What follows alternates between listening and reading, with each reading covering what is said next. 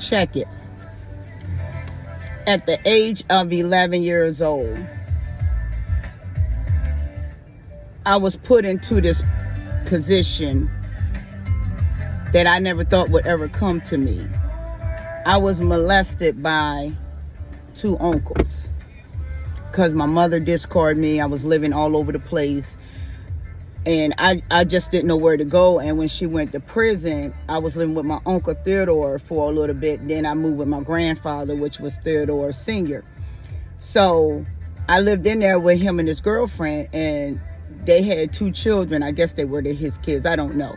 But they start touching on me. They start touching on me like this or like that. And I couldn't tell them because they didn't believe anything I said from the beginning.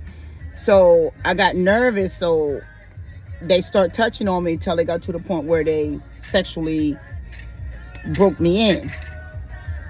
So by then I start running away from home.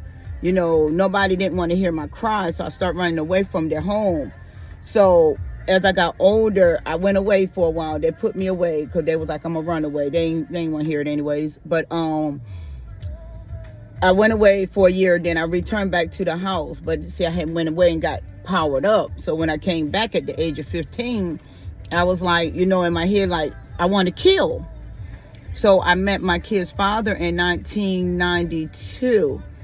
And I thought sex was the way to love a person. I didn't know how it felt to be touched or holding hands or being compassionate, understanding, you know. So I'm thinking having sex all the time was the way to somebody's heart because that portal had opened up to me.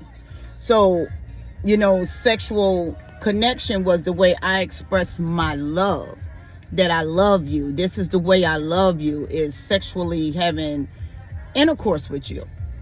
That's the only way I knew how to love, because being as though it happened to me with family members, I'm like, wow, this is deep. I know it was wrong, but it was deep, and I held it inside.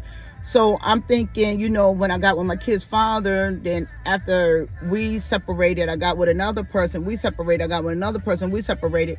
But the whole time I'm in these relationships, they were majority times sexual. Even though we lived together, we had more sex than we had communication. And that's how I lived my life for a very long time, until I went into my healing, went into a spiritual awakening. Now I can listen to these songs. I'm doing these for skits though. I do not own the rights to this music. But at one point in my life, I was very sexual. I knew how to seduce. I was very seductive. I knew how to draw a man in, and I knew how to draw a man away. But it was becoming part of me. So a narcissistic person know when you're sexual, because that is their greatest weapon, besides discarding you and disrespecting you or whatever. That's the way they know how to love.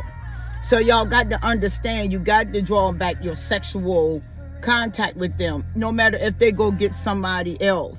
They're not in these relationships just to love this person, or just because they marry these people, or just because they have babies from these people, or just because.